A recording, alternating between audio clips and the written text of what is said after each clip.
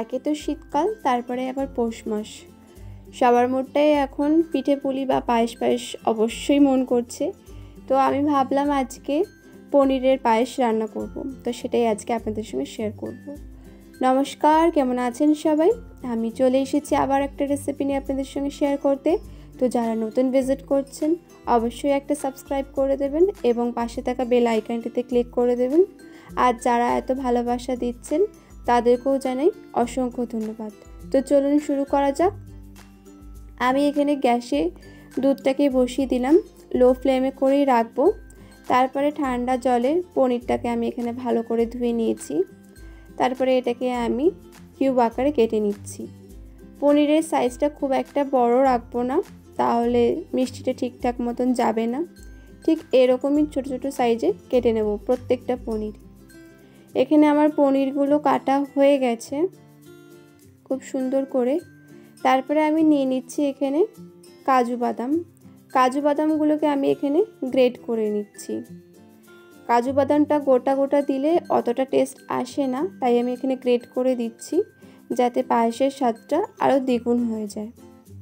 প্রত্যেকটা কাজুই এখানে আমি গ্রেট করে নিয়েছি, সুন্দর করে গ্রেট হয়ে গেছে। এরপরে আমি এটা দুধের মধ্যে দিয়ে কিছুক্ষণ নাড়াচাড়া দিয়ে ফুটিয়ে নেব ভালো করে।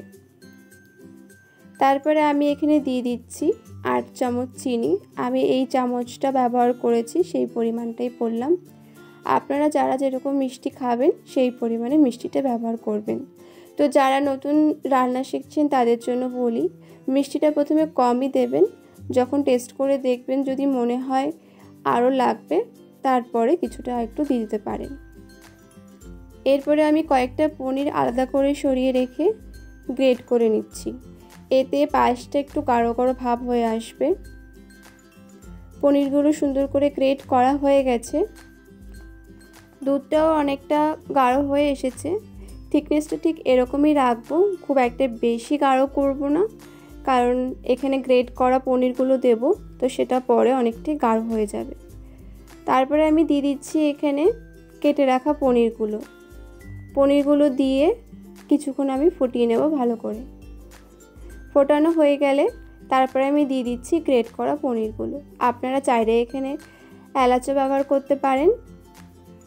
আজকে রেসিপিটি কেমন লাগলো কমেন্ট বক্সে অবশ্যই জানাতে ভুলবেন না। বাই দ্য ওয়ে, আমি সহেলি, আপনারা দেখছেন বাঙাল হেসেল। এরপরে পনিরটাকে নামিয়ে নিয়ে ঠান্ডা করে পরিবেশন করুন। ভালো লাগলে অবশ্যই একটা লাইক ও শেয়ার করবেন। আবার দেখা হচ্ছে পরবর্তী একটি ভিডিওতে। ভালো থাকবেন, সুস্থ থাকবেন। আর সম্পূর্ণ ভিডিওটি দেখার জন্য আপনাদের সকলকে জানাই অসংখ্য ধন্যবাদ।